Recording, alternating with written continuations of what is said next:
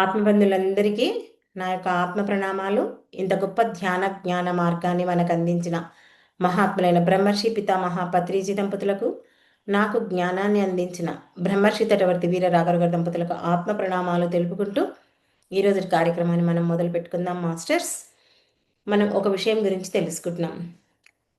బంధం ఎలా ఏర్పడుతుంది, మరి దాని నుంచి ఎలా విముక్తి పొందాలి అంటే, మరి ఆ బంధం ఎలా ఏర్పడిందంటే 6 రకాలుగా అని చెప్పుకున్నాం. అందులో ఈరోజు మూడవదైనది ఆమోదించిన బంధమే. ఆమోదించిన బంధమే అంటే, ఆమోదించడం అంటే మనం అనుకోవడం. అంటే ఉదాహరణకు ఒక్కొక్కసారి కొందరి జీవితంలో అనుకున్న కోరికలు తీరిపోతాయి కదా. అంటే ఉదాహరణకు ఒక కొడుకు పుట్టాలనో, లేదా ఇంత డబ్బు సంపాదించాలనో, లేదా ఒక ఉద్యోగం రావాలనో, ఇలా రకరకాలుగా కోరికలు కోరుకుంటారు. మరి ఆ అనుకున్నది నెరవేరితే మరి అక్కడితో ఊరుకుంటారా? కాదు. దాని గురించి పదే పదే అందరికీ చెప్తుంటారు. చూడు, నేను ఈ కోరిక అనుకున్నాను, నాకు ఈ కోరిక నెరవేరింది, నేను ఎంత గొప్ప పని చేశాను, నేను ఇలా చేశాను, అలా చేశాను అని రకరకాలుగా వాటి గురించే గుర్తు చేసుకుంటూ, వాటి గురించే చెప్తూ పదే పదే నెమరు వేసుకుంటాను. అంటే నీ సంతోషాన్ని పదే పదే గుర్తు చేసుకుంటున్నావు కాబట్టి అది కూడా బంధమే. సంతోషించడం కూడా బంధమే. ఇది మనం గుర్తుపెట్టుకోవాల్సిన విషయం. అందుకే వర్తమానంలో జీవించాలని మహాత్ములు చెప్తారు. ఇప్పుడు ఉదాహరణకు ఒక సంఘటన జరిగింది, నీకు సంతోషం రావచ్చు, ఆ సంతోషపడు. కానీ అక్కడితో ఆ సంతోషాన్ని వదులుతున్నావా? వదలట్లేదు. 100 సార్లు 1000 సార్లు అందరికీ నీ నోటితో నువ్వే చెప్పుకుంటున్నావు. నీ నోటితోనే చెప్పడమే కాకుండా దాని గురించి వాట్సాప్లో పెట్టడము, యూట్యూబ్లో పెట్టడము, ఫేస్బుక్లో పెట్టడము, ఇలా రకరకాలుగా నీ యొక్క సంతోషాన్ని పంచుకుంటున్నావు. అంటే ఆ బంధంలో ఇరుక్కుపోతున్నావు. ఆ సంతోషించడము కూడా బంధమే. చూడండి, మనం బంధాలు ఎట్లా ఏర్పడుతుంది. మామూలుగా ఏమనుకుంటాం మనం? భార్యాభర్తల బంధం, తండ్రి కొడుకుల బంధం, తల్లి బిడ్డల బంధం, ఇవి ఒకటే బంధాలు అనుకుంటాం. కానీ మనకి ఇన్ని రకాలుగా మనం బంధాలు ఏర్పరచుకుంటాం. కొడుకు పుట్టాడు, ఉద్యోగం వచ్చింది, డబ్బు సంపాదించాలి, ఇవన్నీ సహజమే. నువ్వు అనుకున్నావు. ఒక పని సక్సెస్ కావాలని కోరుకోవడం సహజమే. కానీ అవి నెరవేరినప్పుడు నీవు దాంట్లో పొందే ఆనందము కూడా ఓకే, కరెక్టే. కానీ ఆ పొందిన ఆనందాన్ని నీ మనసులో ఒక మచ్చలా ఏర్పాటు చేసుకుంటున్నావు. పదే పదే దాన్ని గుర్తు చేసుకుంటున్నాం. అంటే ఇక్కడ మనకు జరిగిన ఆ మంచి పని గురించి మనం పదే పదే గుర్తు చేసుకోవడం, ఆ సంతోషం కూడా బంధంగా మారుతుంది. చూడండి, మనం ఒక కోరిక అనుకున్నాం, ఆ కోరిక నెరవేరిన వెంటనే మనం ఏం చేయాలి? దాన్ని కృతజ్ఞతతో వదిలేయాలి. ఆ వదిలేయడం నేర్చుకోవాలి.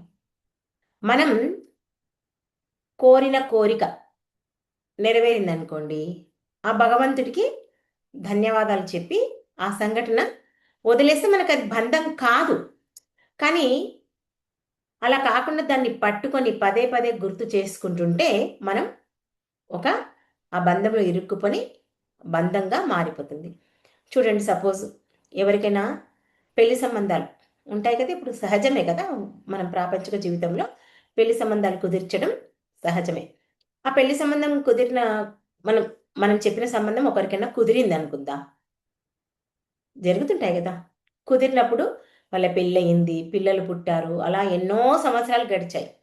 కానీ మనం మాత్రం నేనే చూపించిన ఆ సంబంధం, నేను చూపించినందుకే వాళ్ళకు కుదిరింది. ఎన్నో సంవత్సరాలు అయ్యింది, కానీ మనం మాత్రం దాన్ని మర్చిపోలేకపోతున్నాం. లేదా ఒకరికి ఒక ఉద్యోగం ఇప్పించాం, ఒక రికమెండేషన్ చేశాం, ఒక జాబ్కో లేదా ఒక ఏమంటారు పదవికి, ఏదైనా పదవికి, ఆ, లేదా మనం ఆడవాళ్ళమైతే పని మనిషి, మనం చెప్పిన ఇంట్లో పని చెయ్యి, వాళ్ళకు అవసరం ఉంది, ఇచ్చాం. కానీ ఏం చేస్తున్నాం? నేనే కుదిరిచ్చాను వాళ్ళ ఇంట్లో పని మనిషిని, నేనే జాబ్ ఇప్పించాను వాళ్ళ కొడుక్కి, నేనే ప్రమోషన్ ఇప్పించాను వాళ్ళ కొడుక్కి. ఇలా చిన్న చిన్న విషయాలు ఇవి చూస్తే చాలా చిన్నగా అనిపిస్తాయి, కానీ ఇవన్నీ మనకు బంధాలుగా మారుతాయి. ఇలాంటి బంధాలలో కూడా మనం ఇరుక్కోకూడదు. ఇప్పుడు చూడండి, అందరికి ఇప్పుడు ఒక ఫ్యాషన్ అయిపోయింది, ఏంటి? Kitty party. అవునా? కిట్టి పార్టీలు ఏం చేస్తారు? రీల్స్ చేస్తారు, తంబోలా ఆడతారు, రకరకాల గేమ్స్ ఆడతారు. ఆడి వాటన్నిటిని ఏం చేస్తారు? యూట్యూబ్లో పెడతారు, ఇన్స్టాగ్రామ్లో పెడతారు, వాట్సాప్లో షేర్ చేస్తారు. చేసి ఊకుంటారా? నేను పెట్టిన వీడియోకు ఎన్ని లైక్స్ వచ్చాయి, ఎవరేం కామెంట్ చేశారు, ఎవరు నన్ను ఎలా మెచ్చుకున్నారు? చేసింది ఒక్కసారి, పెట్టింది ఒక్కసారి, దాని గురించి 100 సార్లు నువ్వు ఆ ఫోన్ పట్టుకొని తిప్పుతూనే ఉంటావు దాన్ని, కదా? మరి ఇవన్నీ బంధాలుగా, అంటే ఆ మనసు అనేది నీవు దేనికోసమైతే ప్రయత్నం చేస్తున్నావో ఆ బంధంలో ఇరుక్కుపోతుంది. ఇప్పుడు నువ్వు చేసిన రీల్ నచ్చింది వాళ్ళకు, నేను మెచ్చుకుంటారు, అప్పుడు నీకు సంతోషం. నువ్వు చేసింది నచ్చలేదు వాళ్ళకు, ఏదో ఒక కామెంట్ చేస్తారు. ఇప్పుడు మనం యూట్యూబ్లో ఎన్నో చూస్తున్నాం కదా. నచ్చకపోతే ఏం చేస్తారు కొంతమంది? దాని కింద వెంటనే కామెంట్ చేస్తారు, ఇంతసేపు చెప్పావు, ఇలా చెప్పావు, అలా చెప్పావు అని. మరి సంతోషం చెందే వార్తలుంటాయి, బాధపడే వార్తలు ఉంటాయి. సంతోషానికి ఏమో సంతోషం అనిపిస్తుంది, బాధ కలిగించి బాధపడకుండా ఉంటావా? అంటే ఉంటాం, బాధపడతాం. మనకు భగవంతుడు ఆ మనసు అనేది ఇచ్చిండు. ఆ మనసు వల్ల మనకు మనసు చెప్పినట్లే మనం వింటాం. అవునా? చూడండి, ఒక తల్లి కొడుకున్నాడు. నా కొడుకుని పెద్ద డాక్టర్ని చెయ్యాలి అని ఏ తల్లికైనా కోరిక ఉంటుంది కదా.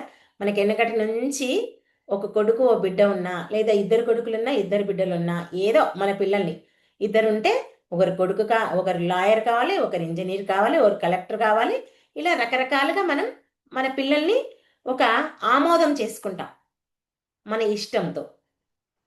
సరే, నువ్వు ఆమోదించావు, కరెక్టే. కానీ నీవు అనుకున్నట్లు నీ కొడుకు దానికి తగ్గట్లు కృషి చెయ్యాలి, పట్టుదల ఉండాలి వాడికి. వాళ్ళ పట్టుదల లేదు, వాటిలో డాక్టర్ ఏ యోగ్యత లేదు, వాడికి అంత మైండ్ లేదు, వాడు చదివింది బుర్రకెక్కదు. డాక్టర్ అంటే అంత ఆషామాషి కాదు కదా, ఎంతో హార్డ్ వర్క్ చేయాలి. అవునా?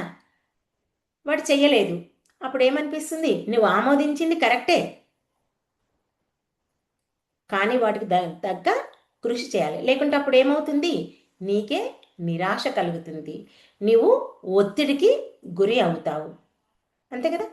నువ్వు ఎన్నో రకాలుగా ఆశలు పెట్టుకున్నావు, నువ్వు ఆమోదించడం కరెక్టే, కానీ పదే పదే పదే నువ్వు వాడికి చెప్తున్నావు చూడు, నీ మనసులో ఒక బంధంలా అది తయారవుతుంది.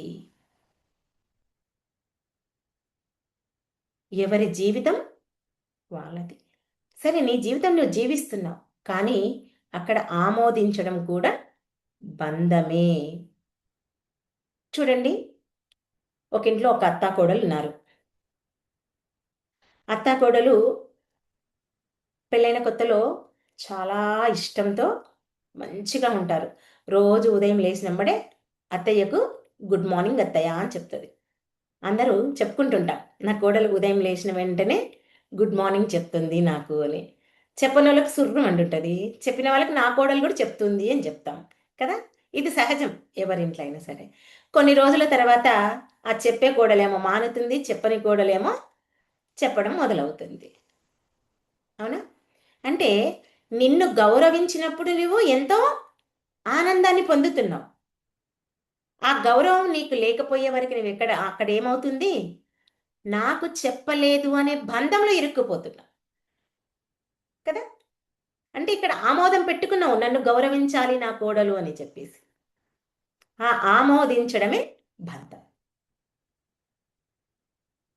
చూడండి, ప్రతి ఒక్కరికి చాలా మటుకు టీ తాగడం అలవాటు ఉంటుంది కదా. అది కూడా ఆమోదమే. సరే, రోజు దొరుకుతుంది, తాగుతావు. మనం పౌర్ణమి ధ్యానానికి పోతాం ఓంకారేష్కు, ఒక్కొక్కసారి లేట్ అవుతుంది అక్కడ. అప్పుడు నాకు తలనొస్తుంది అంటారు ఒకరు, నాకు తల బరువెక్కింది అంటారు, నాకు పొద్దున లేచిన వెంటనే టీ లేకపోతే నాకు ఏదో విధంగా ఉంటుంది. అంటే నీవేదైతే ఆమోదించుకుంటున్నావో నీకది దొరకనప్పుడు అది బంధంలా తయారవుతుంది అని చెప్పడమే ఈ టాపిక్. అంటే ఎక్కడ నీవు బంధంలో ఇరుక్కుపోవద్దు. అందుకే మహాత్ములు ఏం చెప్తున్నారు? వర్తమానంలో జీవించాలి. ఎందుకంటే మన జీవితం అంతా గతము గురించి, జరిగిపోయిన దాని గురించి ఆమోదిస్తుంటాం. మా చిన్నప్పుడు అలా ఉండే, మా వాళ్ళు ఇలా ప్రేమిస్తుండ్రి, నా వాళ్ళు ఇంత మంచి బట్టలు ఇప్పిస్తుండ్రి, ఫలాని వస్తువు ఇప్పిస్తుండ్రి. ఎన్ని రకాలుగా మనం ఆ ఆమోదాలు ఏవైతే ఉన్నాయో మన జీవితంలో గతంలో వాటన్నిటి గురించి మనం మననం చేసుకుంటాం పదే పదే. మనం చెప్పుకున్న టాపికే ఆమోదించిన బంధమే. అంటే ఆమోదం అనేది నీవేదైతే అనుకుంటున్నావో దాన్ని ఆమోదం అంటే దాన్ని బలపరుచుకుంటున్నావు, అది బంధంగా తయారు చేసుకుంటున్నావు. అది దాని గురించి మనం ఇప్పుడు చెప్పుకోవడం. మరి భవిష్యత్తు గురించి ఏం చేస్తున్నావు? నా భవిష్యత్తు ఎలా ఉంటుందో, నన్ను పెద్దయ్యాక ఎవరు చూస్తారు, ఎలా చూసుకుంటారు, ఇప్పుడైతే చేతన అవుతుంది. ముందు ముందు నా పరిస్థితి ఏందో. ఓ భార్యాభర్త ఉన్నారనుకోండి, అందరికీ ఉన్న ఒక సహజమైనటువంటి గుణం ఏంటి అంటే, భార్య కంటే భర్తే ముందు పోతాడు, అంతే కదా. చాలా మటుకు భర్తలే ముందు చనిపోతారు, భార్యలు తర్వాత పోతారు. ఏమంటారు? నువ్వు ఉన్నంత వరకు నా జీవితం ఓకే, నువ్వు పోయే తర్వాత నన్ను ఎవరు చూసుకుంటారు, నేను ఎలా జీవించాలి, వీటి గురించి పదే పదే ఆమోదం. మన మనసులో దాని గురించే ఆలోచిస్తుంటాం. అంటే ఇక్కడ ఒకటి గుర్తు పెట్టుకోవాల్సింది ఏంటి అంటే, గతము గురించి ఆలోచించిన, భవిష్యత్తు గురించి ఆలోచించిన నీకు రెండు బంధాలుగానే తయారవుతాయి. అలా కాకుండా ఇప్పటి జీవితం ఇప్పుడు నువ్వు జీవించుకుంటూ పోయావు అనుకోండి, ప్రస్తుత వర్తమానంలో జీవించావనుకోండి, ఎప్పుడు నీ జీవితం నీకు విముక్తే. అంతే కదా. గతం గురించి ఆలోచించలేదు, భవిష్యత్తు గురించి. ఇప్పుడు జరిగిపోయిన దాని గురించి ఆలోచించి నీవు బాధపడుతుంటే ఆ జరిగిపోయింది మళ్ళీ నీకు తిరిగి రాదు. భవిష్యత్తులో ఏం జరుగుతుందో కూడా నీకు తెలియదు. తెలియని దానికి నీవు రెండింటి గురించి ఆలోచించి ఉన్న జీవితాన్ని ఎందుకు వ్యర్థం చేసుకుంటున్నావు అంటారు మహాత్ములు.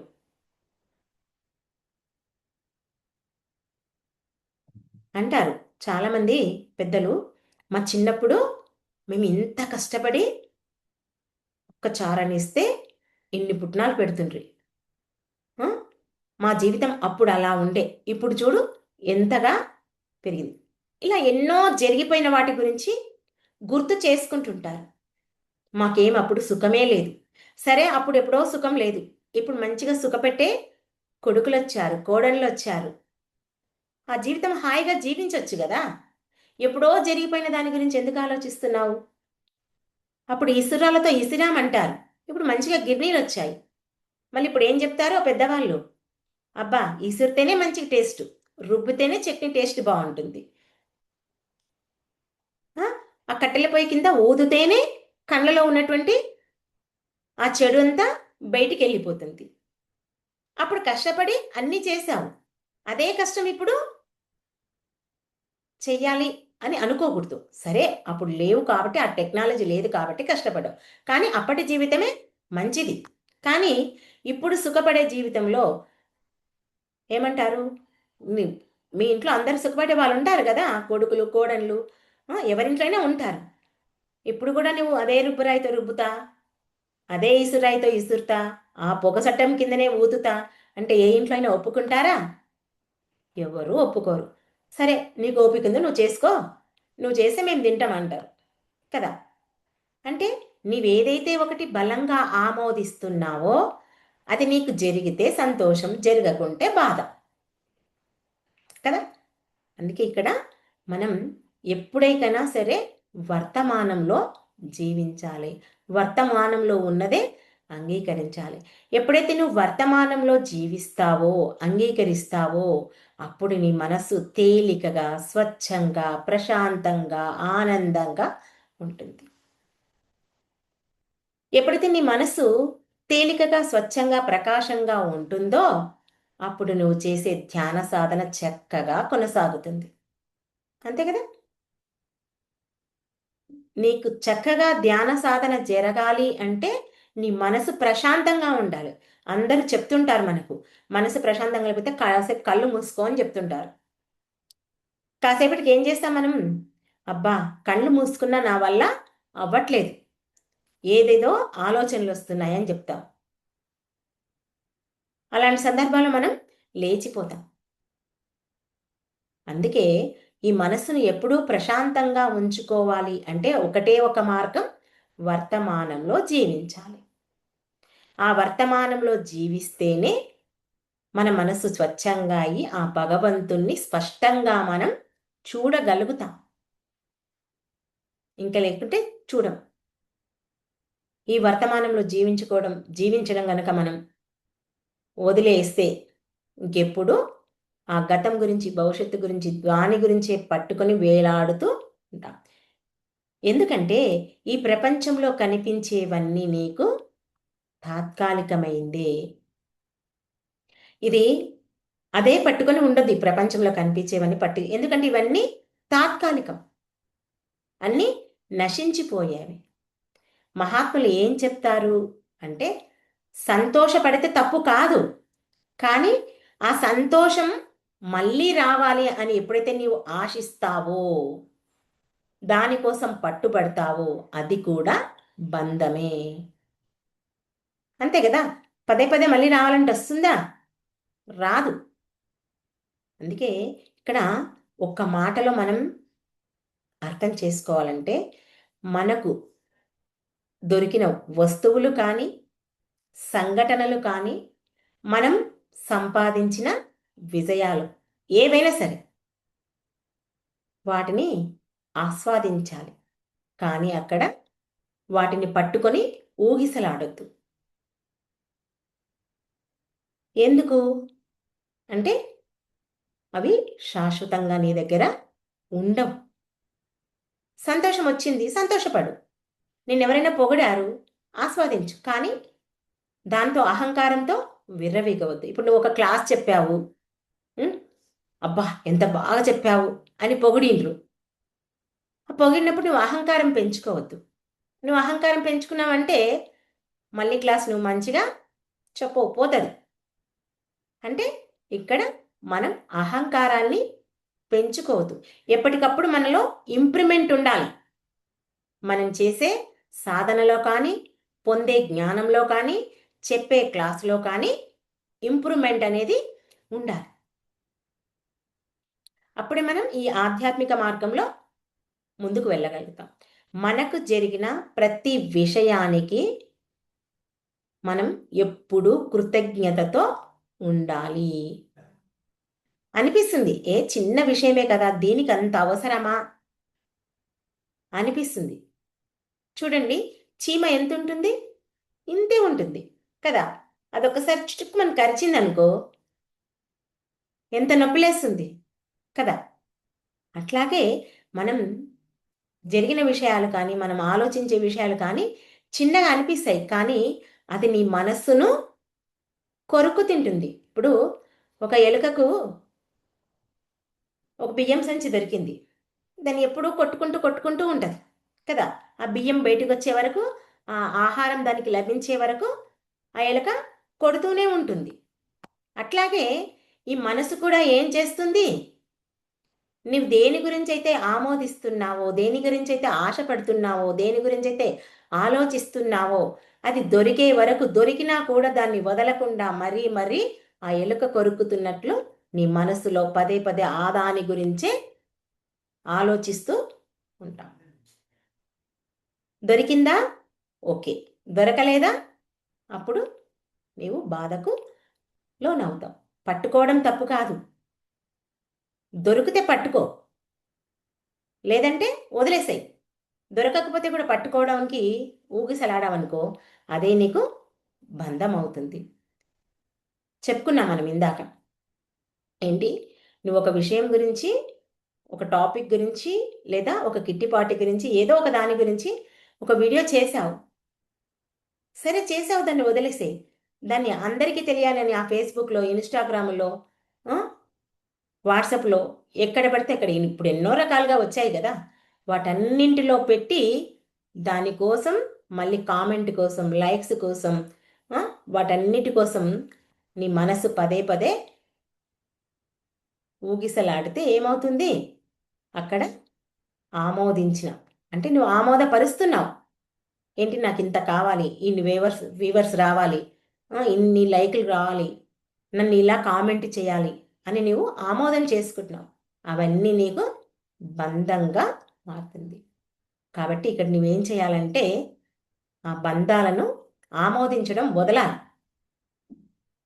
వదిలితేనే అప్పుడు నువ్వు నిజమైన ఆధ్యాత్మికతలో ప్రయాణం చేసినట్లు. అప్పుడే ఈ బంధం నుంచి బయటపడటానికి అవకాశం ఉంటుంది. మరి ఇవన్నీ అర్థం కావాలి, వాటిని ఆచరించాలంటే ఒకే ఒక్క మార్గం మనకు పత్రి గారిచ్చిన శ్వాస మీద ధ్యాస ధ్యానం ద్వారా మాత్రమే మనకు సాధ్యం అవుతుంది. ఎందుకు అంటే ధ్యానం చేయడం వల్ల మనసు ప్రశాంతత ఉంటుంది. మనసు ప్రశాంతత ఉండడమే కాకుండా ఏది కరెక్టు, ఏది సరైంది, ఏది సరికానిది అనేది మనకు తెలుస్తుంది. మనసు మన ఆధీనంలో ఉండడానికి ఇక్కడ ఎంతో అవకాశం ఉంటుంది. ఓకే మాస్టర్స్, ఈ అవకాశం నాకు ఇచ్చినందుకు మీ అందరికీ నా యొక్క కృతజ్ఞతలు. Thank you, thank you, thank you. మరి అందరం కాసేపు ధ్యానంలో కూర్చుందాం. కొత్తగా జాయిన్ అయిన వాళ్ళు వీడియోస్ ఆన్ చేసుకొని, వేలలో వేలు పెట్టుకొని, పాదాలను క్రాస్ చేసుకొని, కళ్ళు మూసుకొని మీ లోపల జరిగే ప్రతి శ్వాసను గమనించడానికి ప్రయత్నం చేయండి మాస్టర్స్.